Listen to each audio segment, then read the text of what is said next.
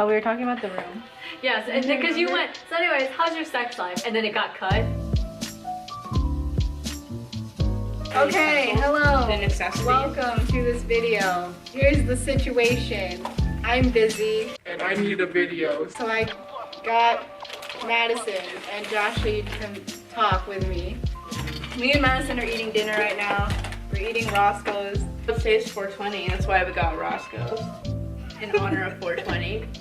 Free delivery! Oh, it's also vape niche. So we're gonna have another dinner This talk is not because the the right other way. one went No, this so... is the one. We're gonna have another dinner talk because the other one went so well. I don't Actually, think- I like how it's like we actually, like me and Madison are actually eating and then you're not eating. Water is my meal today.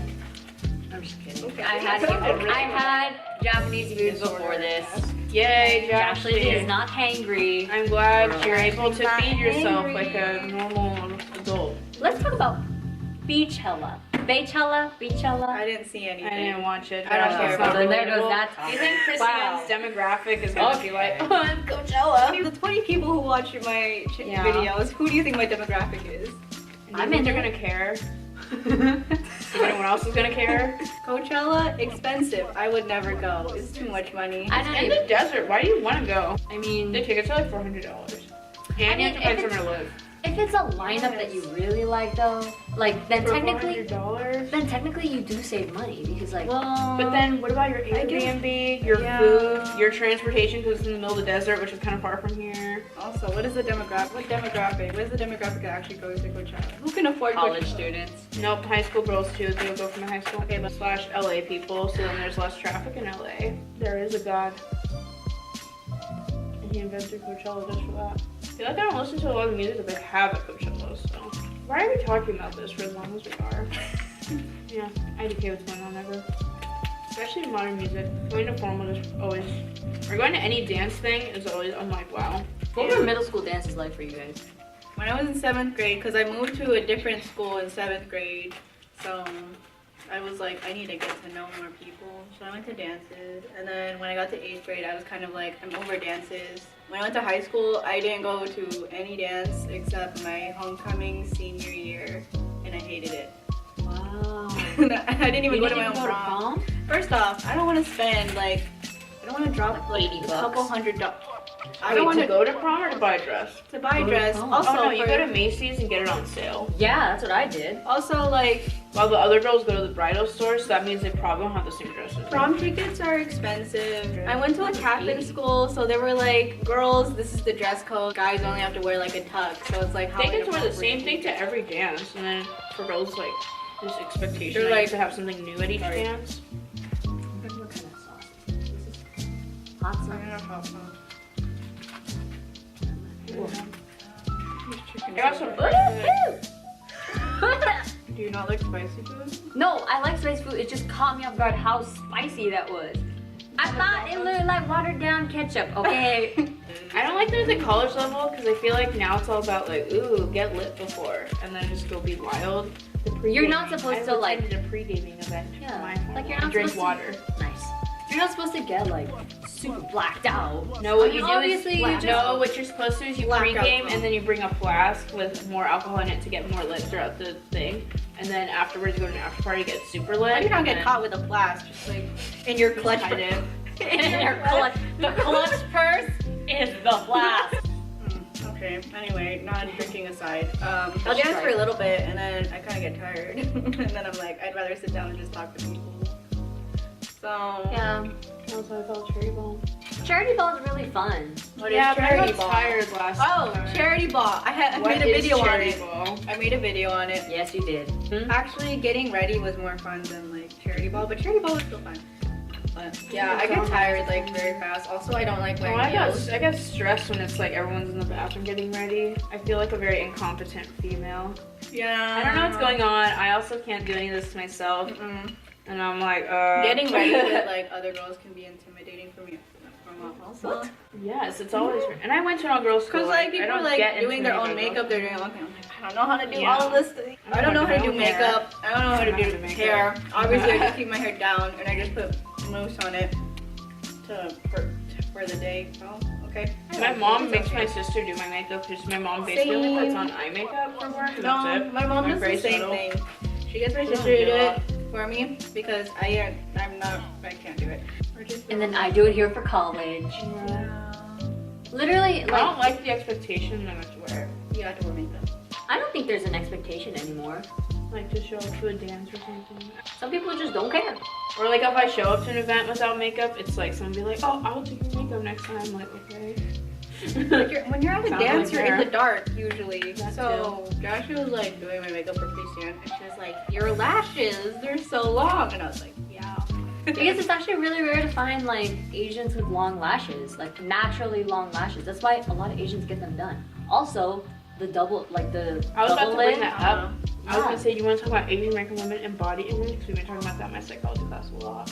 Yeah, the monolith. Bring it on, APAM minor.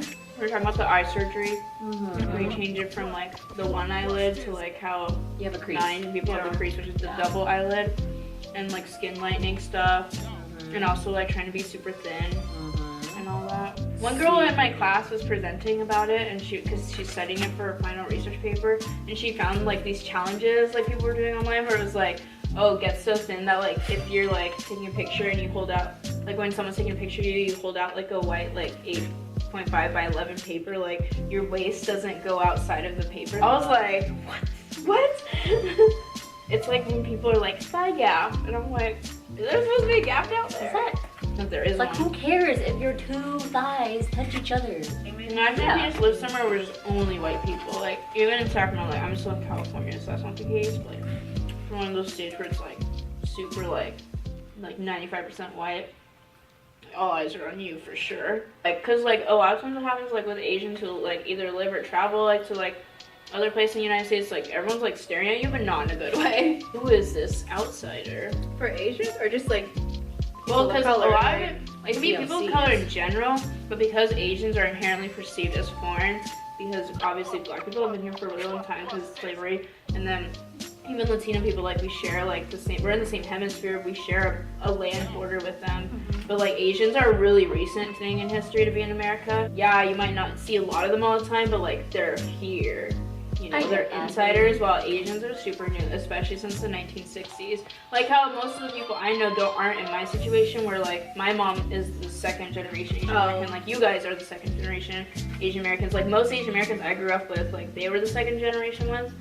So I always was like different. So it's like, oh, my grandparents are the ones who are like the immigrants and like all that. So my mom had that whole experience growing up, but like. And that's why Asian Americans are one of the fastest growing racial groups in the United States, because it's still so new that like everyone's still immigrating and stuff. So Oh, I forgot who I was talking to. We were talking about that whole like second generation, third generation kind of gap and how big it is, especially for like Asian American children. But like also not just that, but just like the fear of like almost like keeping our culture alive. Like I'm really scared that like when I have children of my own someday, I don't know enough to like transfer it down, you know? And that's something I want to do. I've always thought about that too. Like, well, that's actually if I ever had interesting. children. I think the biggest generational gap is between first and second gen, because usually second gen grows up here, while first gen grew up over there. Yeah.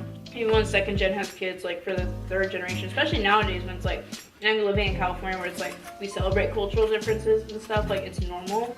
So then you can really raise them with an actual like bicultural thing of like, here you're Filipino, you're also American, like that. And it's less of the like, oh, the parent is like, no, you can't do this because that's not how we did it back home. And then the kid is like, but everyone else here does it, like that kind of thing. My mom only slept over at places like twice in her childhood. No, that's what I went through. But then with me, she was like, Yeah. you can sleep over, like, because I had to like suffer through that and be like the person who couldn't do that. So I didn't want my kids to like feel like alienated because of that. Oh, well, I guess also with like not sleeping over at friends' houses, my parents were like, well, my parents were just like, we don't really trust people with our children. Yeah, As same. much as like the family within. Like when my parents immigrated, they immigrated with their parents as well. Oh, we have a term for that. What's it called? So when like it's like a situation where it's like you immigrate here as a teenager and your like parents here. So the parents are the first generation. the teenagers slash kids, they're the 1.5 generation. So their kids are second gen, yeah. Because then, like, depending on how old you were when you came, and like how your parents like were doing, and also like where you lived, and like what the racial demographic and stuff was, like that totally makes the experience for each person unique. So like my dad, like when he immigrated, he was like 7 years old and he went to Philly. Honestly, he's more second generation because like he's like already a kid by then. But my mom, she came with her parents, my grandparents, right? And her sister.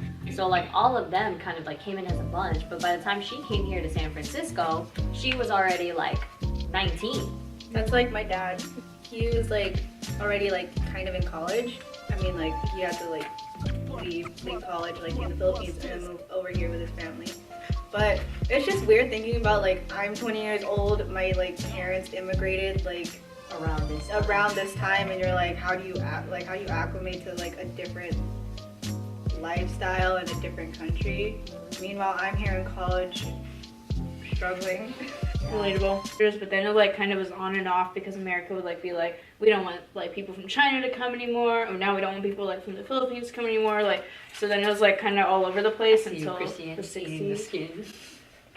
Wow, okay, can you just let me live my life? One of the factors for the mom minority myth, I think people don't really realize that like kind of debunks is like Asians appear like smarter or more like economically successful, and yes, statistics will support that. Just because the requirements to immigrate are so high compared to like, you know, other races that are like have already been here and stuff, or like, you know, if you're already kind of in the same like continent, it's probably a little easier to get here rather than like fly over here or take a boat across the ocean over here. I feel like that because of that, that's why like Asians will be like excluded like from minority things, like minority driven things can like it kind of sucks, but at the same time I understand why, because like even just like the requirements to get here, because the requirements that are imposed like on Asian immigrants to get here, like you kind of probably on average are coming from like a better standpoint than a lot of people from like other minority groups. That's why like when people go back to the Philippines, for example, like if you speak like English, they'll immediately think you're rich. Yeah, it was definitely like scary for me a little bit when I went to the Philippines, because I was definitely scared to talk. Yeah, I just like if someone just like said a bunch of stuff to you, yeah, someone I get like the gist of it, but like part of me like has always wished that I could like actually speak. So like I wouldn't seem like this weird outsider from a different country. Like understanding, like I'll understand fully. Like anyone could tell me anything like Tagalog, and like I'll know. But in terms of speaking, like I need time to get my thoughts together and to get my words together in order to say something. Tagalog was my first language, and then what happened was when I was in preschool, my mom saw that I was having trouble learning English, so she cut Tagalog off completely. I don't know, I don't like being monolingual. I don't like not being able to call myself completely bilingual. You were able to hold a conversation with my grandma. Yeah. You're So I feel like now. the moment I heard her lola, I literally was like, magandang hapon po, and then she was caught. And she was like, why are there so many posts? My mom always taught it to me as a sign of respect, and like your grandma basically like corrected me right then and there, like, oh, you don't have to keep using it, it's okay. Like it's kind of like it's kind of like saying like, oh, sir, ma'am. No, but it's like it's just a sign of respect. Yeah. But even when I speak to adults in English, do I say sir or ma'am? I feel like if you're in the Philippines though, there's like the level of respect over there is held to a higher. Well, yeah, that's how it is in like all the Asian cultures. So my uncle is the older between him and my mom, and he was actually born in the Philippines, even though they moved when he was 1.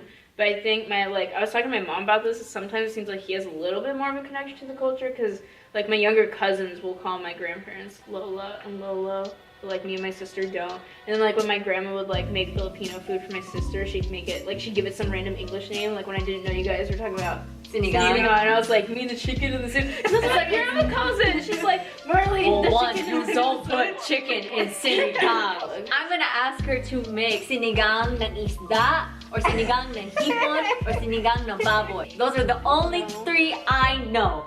And like, I don't know that's also sinigang maybe an American interpretation. I feel like that's interesting though. Manok.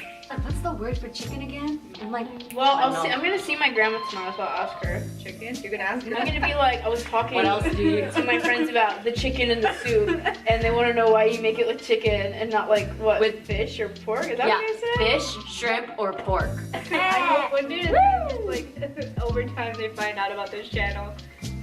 Yeah, I don't think I've ever.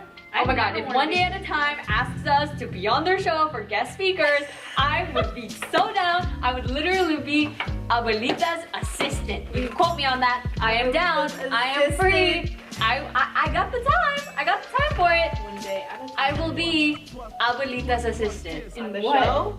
In the show. Or I will, as a character? I will be, as a character. yes. Oh, I was gonna be Yes. like in real I'd life. be one of Elena's friends. I feel like Elena would go to our college. I can show you guys where they live. If they in get the to area. enough renewals. And they go through the And college. they go through the college phase. episode.